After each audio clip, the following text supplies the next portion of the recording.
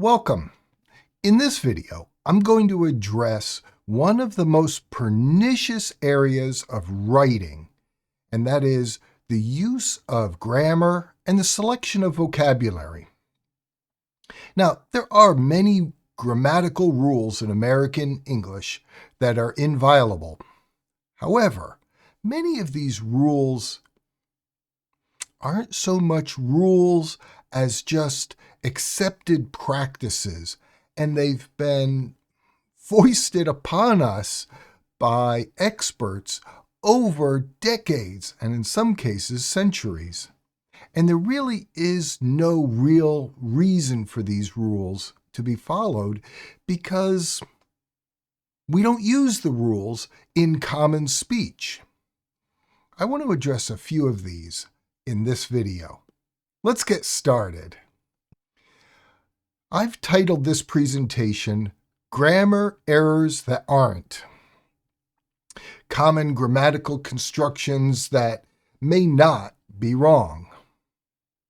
Now, you are free to disagree with me, and that's fine. Experts, reasonable people can disagree with one another. However, I'm going to present you with a rule on the next slide that you must follow. Here are 3 general rules for academic writing. Rule number 1, always abide the instructions that your professor gives you. If you're ever in doubt of this rule, follow rule number 1. Rule number 2 is follow the instructions that you learn through the readings that you do in preparation for a class lecture. Be willing, though, to consider alternatives when the authors of the text that you're reading seem a little bit pedantic. There are exceptions to grammar rules, and sometimes authors don't clearly address all the possible alternatives. I'm at fault of that, and I've tried to be aware of that possibility as I prepared this presentation, but I'm willing to admit I'm human. Sometimes I can make statements that don't account for all possibilities. So, if you observe contradictory information, either within the text you're reading or between the advice that your professor has given you and the content in the text, bring up that contradiction to your professor and ask for clarification. I'll bet your professor will appreciate the opportunity to get into the weeds, to explain the perceived contradiction so that you can make your best informed decision. And rule number 3, don't forget rule number 1. Your professor has more experience than you do. Take advantage of that experience. Always give your professor an opportunity to fully explain the nuances and the details of English vocabulary and grammar. And don't forget, your professor is responsible to evaluate your work. So it may not be in your best interest to pick a fight, create a problem, challenge a minor nuance, such as grammar or vocabulary. In the big scheme of things, these don't matter. They're all about using our language as to our best ability. All languages are dynamic. They do change over time. Sometimes they make a change in one direction and then a few years later change back. Sometimes they make a change and then make another change. This is normal. This happens to all languages. Spoken language changes more quickly than does its complementary written language.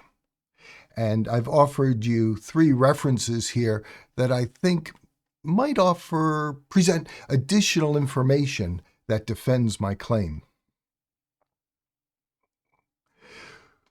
Because both informal and formal English are dynamic, you may have noticed that reading texts from 2 centuries ago, such as the Constitution of the United States, or the Bill of Rights, or, to stay with the political theme, the Declaration of Independence. These texts don't sound like the English that we use today in America. Think back to some of the phrases that maybe your parents use. They might describe themselves as hip, or maybe your grandparents do. Your parents might describe something positive as being boss. That was relatively common in the 70s. Hip is a little bit more of a late 50s, early 60s adjective. Because language is dynamic, it evolves to reflect the needs and the preferences of the population that speaks it. What was once an error in a language may no longer be an error, and vice versa. What was once acceptable may now become less appropriate, if not a full-on error. Both vocabulary, the constructions in which the words are used, as well as the grammar of the syntax of a sentence, can change markedly over time. Now, in regard to formal and informal language, both have their place, or places. No, both have their place. That's fine. Each has its place. That's what I want to say. Got to get my pronouns correct in plurality. The language that your professors speak when lecturing will likely be standard American English. Now, you may have professors whose first language is not English. I'm not speaking about those professors. It's the professors that grew up speaking English that are most fluid in the use of standard American English. You might call it formal English. Now, sometimes people who learn English as a second or a third language know the rules, the grammar rules of English, better than native speakers. The difference is native speakers just can naturally use the language. Someone who has had to learn English as a subsequent language tends to memorize the rules, and it takes many years to internalize those rules, so they become natural. I've observed this in the other languages that I've learned. As a young adult, I learned to speak and read and write Korean and a little bit of Chinese. A few years ago, before moving to Europe, I learned German. And while I was in Germany, I continued to take language classes. I never really got to the point where I would consider myself fluent in German. I could understand what was said to me in most contexts, even technical contexts, such as talking to a plumber or an electrician about repairs to my house. But my speech in German is very rudimentary, although I can, if I take my time, I can write a pretty good German sentence.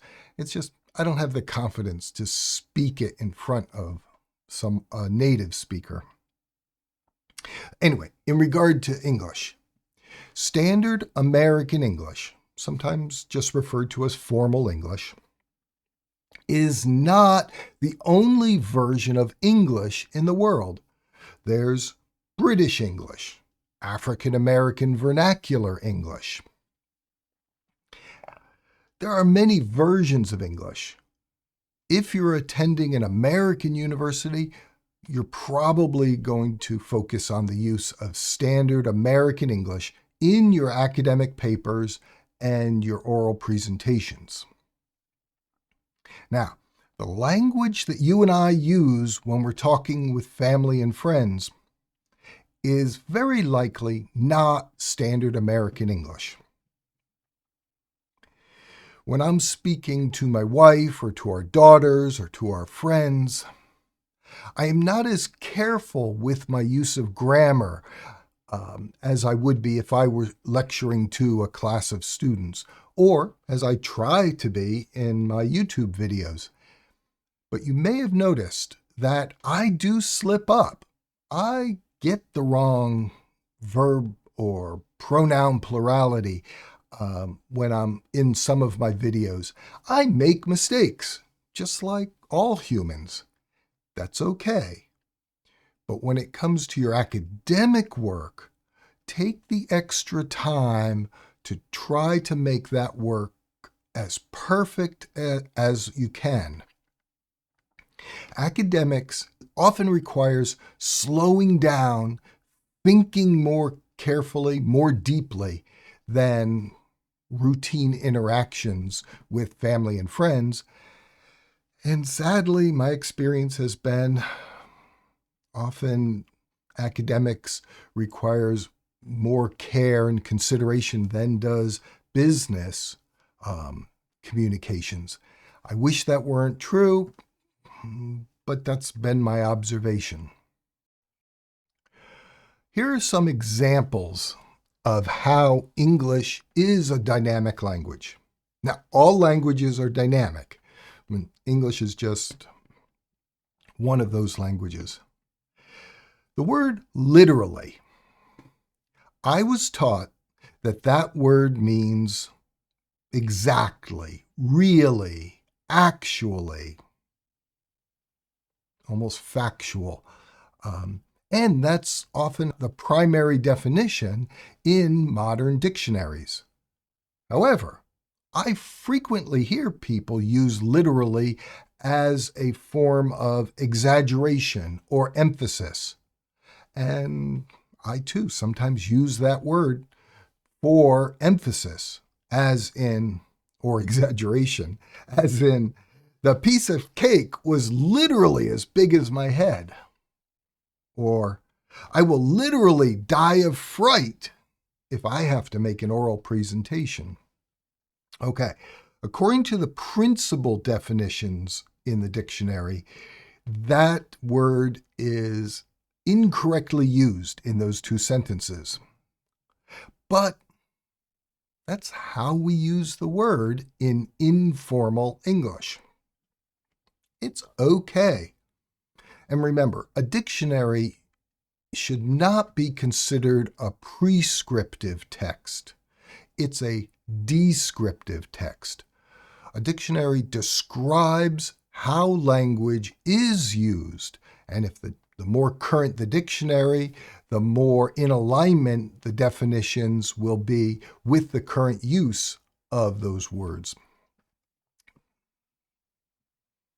So let me repeat that.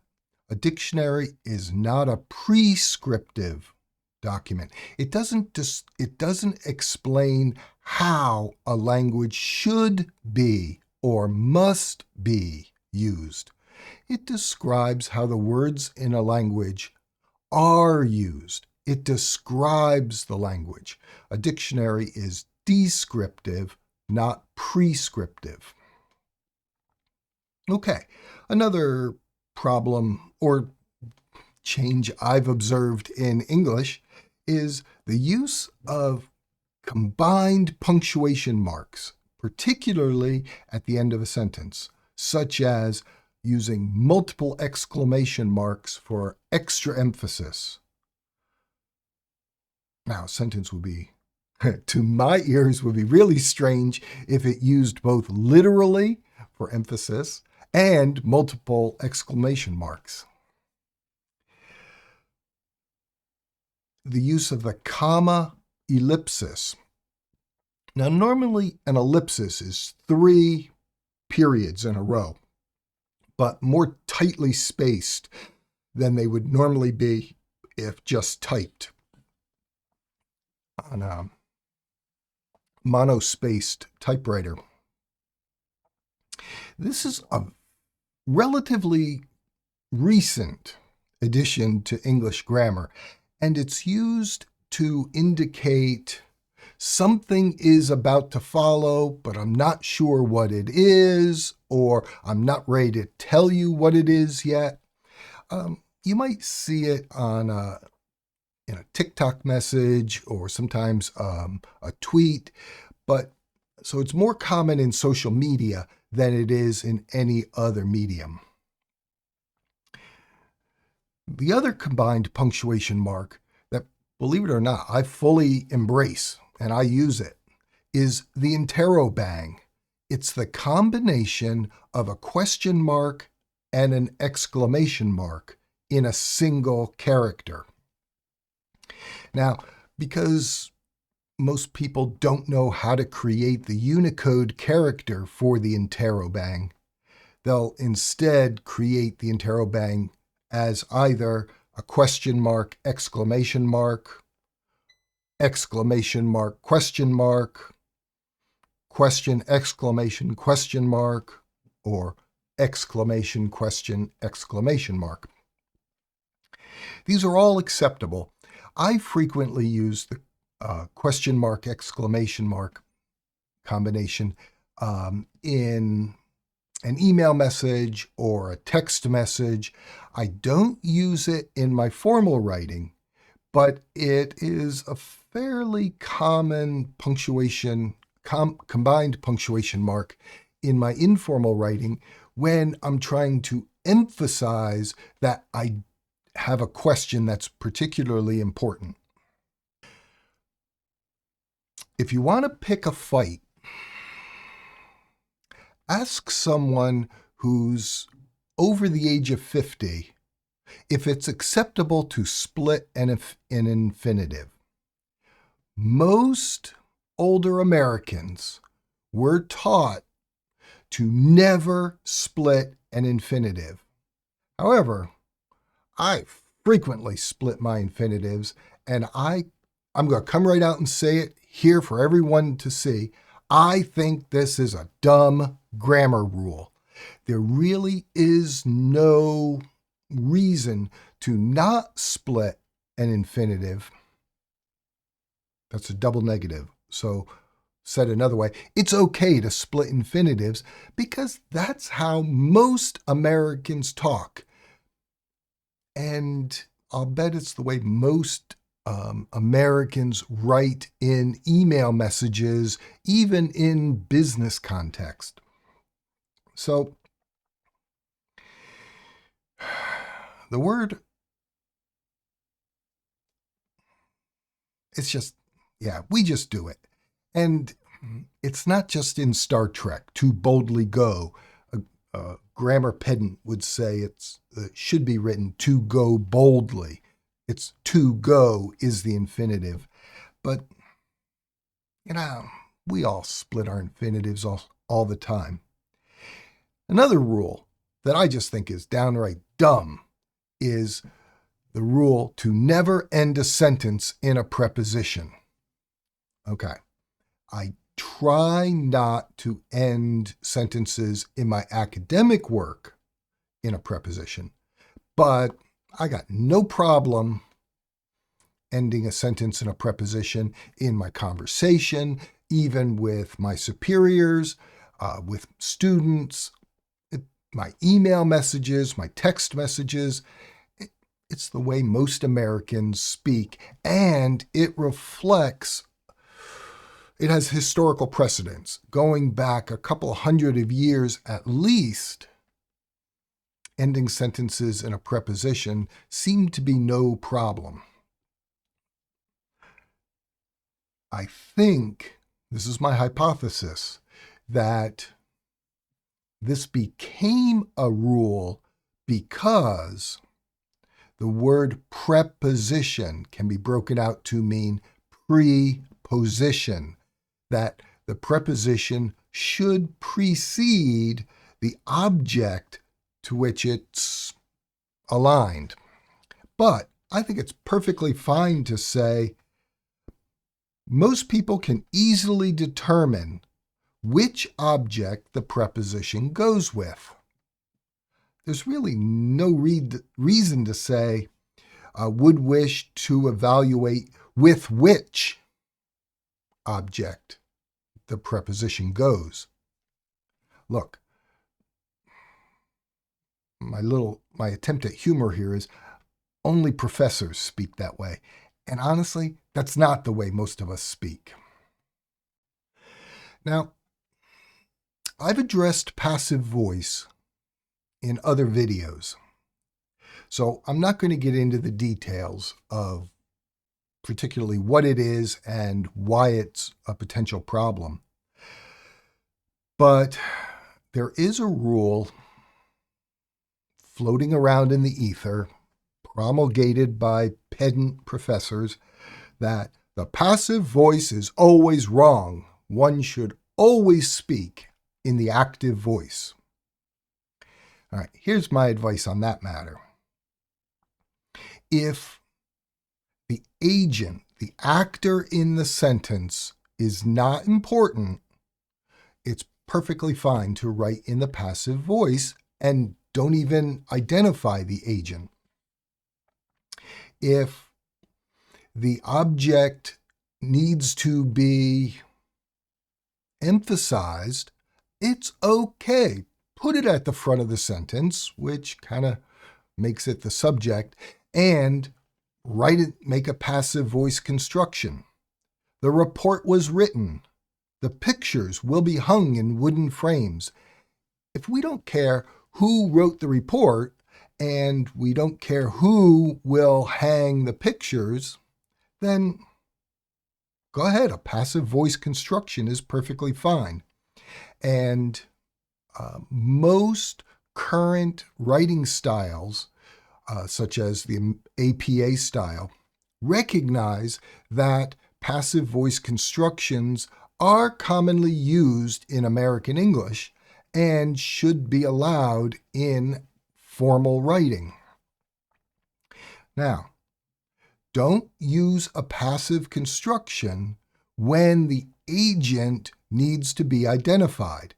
If it's important who wrote the report or who will hang the pictures, then use an active voice construction.